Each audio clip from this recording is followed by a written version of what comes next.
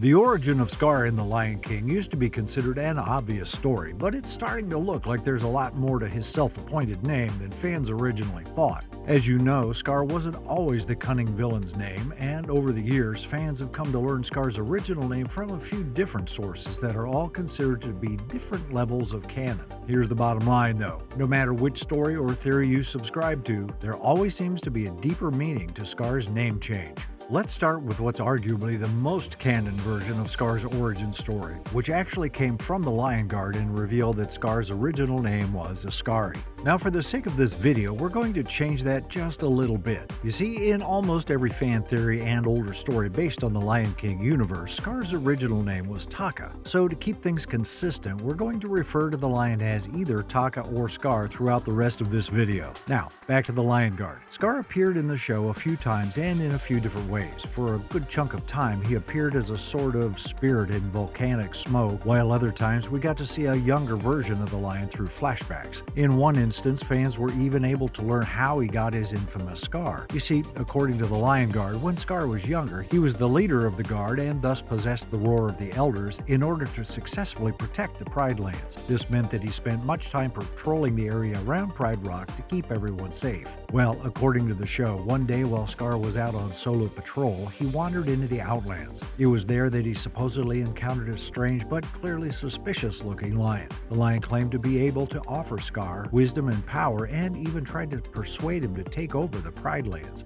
As you'd expect from Scar, he was intrigued by this idea and followed the deceptive lion to a nearby volcano. However, as they got closer to their destination, Scar was attacked by a venomous cobra who was working with the strange lion, and with a single strike he was given the mark over his eye that we all know him for. The strange lion then claimed that Scar would die from the snake's venom, and worse, that he would only give him the anti-venom if he acted as the lion's servant. Scar wasn't feeling it though, and in a fit of rage and fury, he supposedly managed to kill both the snake and the strange lion before ultimately leaving the volcano. Here's where things get interesting though. As Scar went back to the Pride Lands and informed his brother Mufasa of what had just happened, he expected a pat on the back for thwarting the evil lion's schemes. But instead, Mufasa apparently ridiculed him, which only pushed Scar farther away from his family. From that point on, the show claimed that Scar officially changed his name to the one we know him as, and while you might think it was solely because of the scar on his face, you could be wrong. You see, the scar was just as much a mental mark as it was a physical one. For Scar, it may have acted as a constant reminder of the time he potentially saved his brother and was still laughed at rather than praised. Perhaps the scar and the name that came with it acted as a psychological reminder of the day that he officially decided to take down his own brother.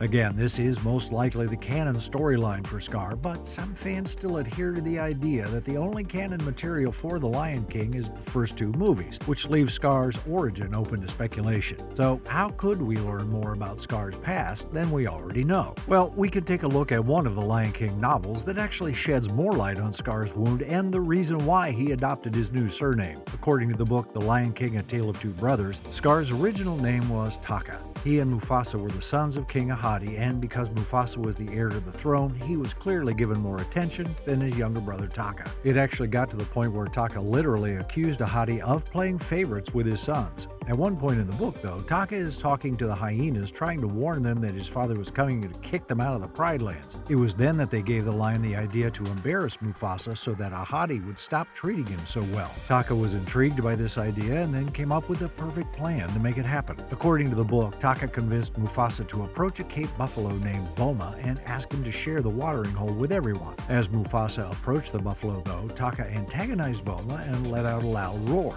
The lion then claimed that the buffalo would have to fight Mufasa if he wanted to keep the watering hole to himself. Boma was clearly hot-headed in the book and immediately lashed out toward Mufasa, who managed to escape and even save Rafiki from danger. What he didn't notice, though, was that he left Taka behind. Taka was being attacked by the rest of the Cape buffalo and was gravely injured before Mufasa managed to step between them. Mufasa was prepared to face the full force of the Cape buffalo's attacks when his father arrived just in time to stop the madness. After being saved by Mufasa, Taka was returned to Pride Rock with the help of an elephant. Taka had suffered grave injuries but managed to survive. The only thing that never properly healed was the wound over his eye, which became the scar that made him so recognizable. Now, in the book, Ahadi gets angry with Taka for antagonizing the buffalo and even claims that the scar was to be a constant reminder of what he had chosen chosen to do. After a heated conversation, Taka supposedly asked to be called Scar from that point on. Now, it might seem like he wanted to be called Scar just because of the marking over his eye, but there's a chance that there's more to it than that. You see, it would make a lot of sense for Scar to want a constant reminder of the day that he failed to embarrass Mufasa and only ended up embarrassing himself. The wound itself and the name might ensure that he never forgets that lesson that he learned when trying to use a Cape Buffalo like Boma to attack his brother. That lesson, of course, was to be more in control of the situation next time, and more importantly, to stand clear of the stampede that follows. As you saw, he clearly did just that in the first Lion King movie. As Mufasa rushed toward the stampede to save Simba, Scar simply watched from the sidelines as his plan unfolded perfectly. The only time he stepped up was when he ripped Mufasa from the edge of the cliff and sent him tumbling to his death. It's unclear if this is actually the reason the Scar changed his name, but it's definitely a solid theory. It's not the only one, though. Would you believe me if I said that Scar's injury may have come from an even more heartbreaking source? You see, there's one school of thought that claims Taka's scars may have come from someone who was supposed to protect him, leaving him with both deep mental and physical wounds. This particular theory is actually based on another theory about Scar's potential mother, Uru, and the character Ahadi from the old Lion King novels. As fans learned from The Lion King: A Tale of Two Brothers, Scar, aka Taka, and Mufasa didn't get along, and Taka clearly had an estranged relationship with his father. In fact, the only friends that the lion seemed to have in the book were the hyenas, and even then I use the word friends loosely. All of that is the same in this theory. The only difference is that instead of getting his wound from a Cape Buffalo, unfortunately, Taka may have gotten his scar from a member of his own family. Now, I know what you're thinking. Well, yeah, it's implied that Mufasa gave him his scar in the live-action movie, but for this theory, Mufasa had nothing to do with it. According to this theory, it all happened after Scar and his father had gotten into an argument over the favoritism that Ahadi supposedly felt toward Mufasa.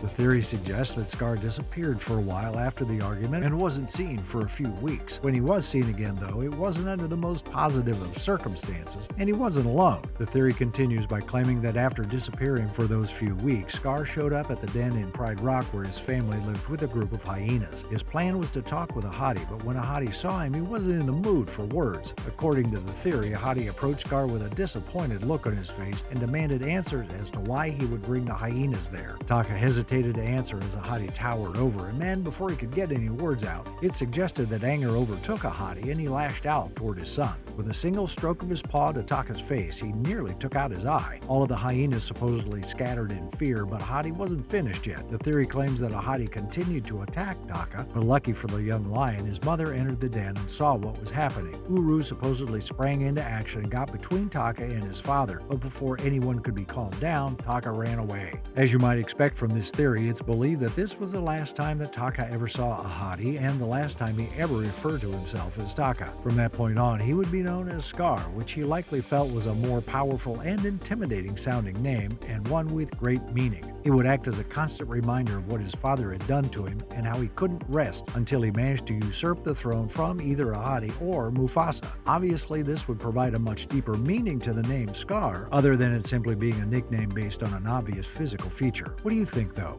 Are any of these theories accurate, or do you think Scar got his namesake another way? Be sure to let me know in the comments below.